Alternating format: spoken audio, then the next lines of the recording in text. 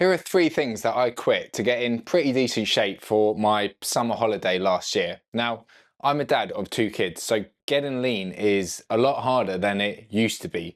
In the past, I've done multiple photo shoots, so I know what it takes to get to pretty low body fat levels, and it's not very fun.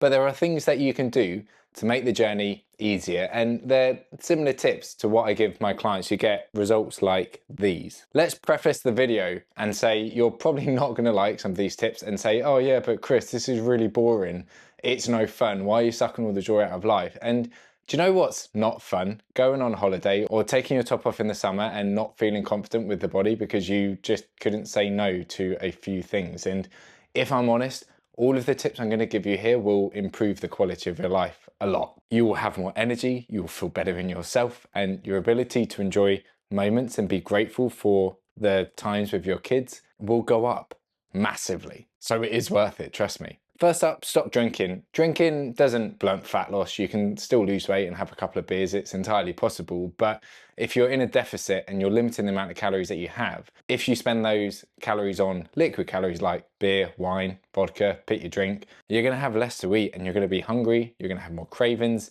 The hardest part of it though is when you do drink, your inhibitions go down quite a lot. So you're more likely to overeat that night, get a kebab on the way home, or the following day when you're tired because you've not slept very well, and you're more likely to skip a workout. Your recovery will be worse. It just makes everything harder. If you've got kids like me, the thought of looking after them on a hangover is not fun in the slightest. Number 2, sack off late night me time. It is not worth it. You've got it in your head that you need this time to help yourself decompress. You get really stressed during the day because you're tired, and your ability to manage stress is awful because you don't get enough sleep. That problem then compounds when you stay up later for this me time to decompress. You get worse sleep and you are then even more tired the next day. The reality is, if you go to bed at a decent hour and you get a decent night's sleep, your ability to manage stress is going to be so much better the next day that after 3 or 4 days of going to bed at a reasonable hour, you won't feel like you actually need the me time.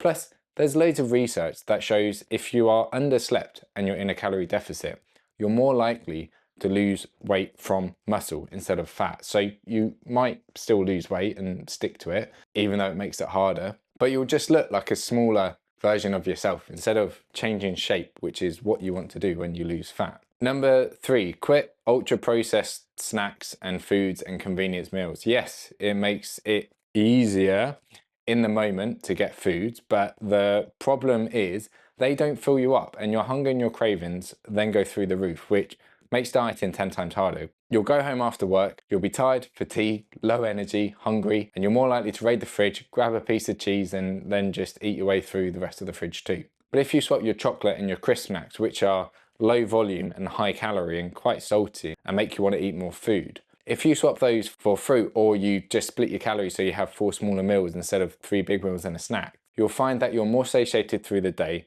you'll have less mood swings, and you'll find it easier to say no to those snacks that take you off track later on in the evening. I'll give you a few quickfire things that will also help your fat loss too. Make sure you track your food and do your best to actually do this in advance. You might come back and say, yeah, but Chris, it's so much effort tracking my food and I just don't have the time. If you actually want to make changes, you, 1, need to put some effort in, and 2, if you are overweight and you're trying to lose fat, you haven't got a good proxy of calories and food as it is, evidenced by the way that you look. And I know that's quite a harsh thing to say. The result you're looking for is in the work that you're avoiding. And if that is tracking food because you're too busy, you don't have the time, it's too difficult, too time consuming, you're just going to struggle because you'll never have the awareness of how many calories are in your food that will help you get the result that you actually want to get. And besides, once you've done it for 5 days, 6 days, 7 days, the recent item list will help you out. And when you then see the results on the scales and in the mirror and know that's because of the tracking that you've been doing and the effort you've been putting into it, you'll probably enjoy that process a little bit more. Another tip is accountability. We have accountability in every area of our lives. CEOs report to a board of directors. Kids have us there telling them that they need to brush their teeth and wash their hands after the toilet. But we all think, no, I can do this on my own. But the reality is, you'll find it a heck of a lot easier if you've got someone helping you, a coach like me who says, this is what you need to do. Did you do that? No. Why not? You're not going to get to your goal if you don't do it in future. And while I'm a lot more polite and compassionate in my coaching, having someone there that is going to hold you accountable to do what you say you'll do helps a lot. The next one is track your steps, because as you diet and you're in a calorie deficit, you are fatigued, you have less energy. Your body is screaming at you, do not move, I need to conserve energy. And if you're not tracking your steps, then you won't notice that you start moving around less and expending less calories. So tracking your steps and putting it into a tracker like this one on the screen here, which you can download via a link below, will help you catch this. So you don't end up having a week where you eat the same foods, calories don't change, but you don't lose any weight because your movement has dropped off a cliff. Hopefully that'll help you get into similar condition to me last year. And that sounds like I've lost it. So this is what I currently look like at the moment. If you've got any questions, stick them below. Otherwise, thanks for watching.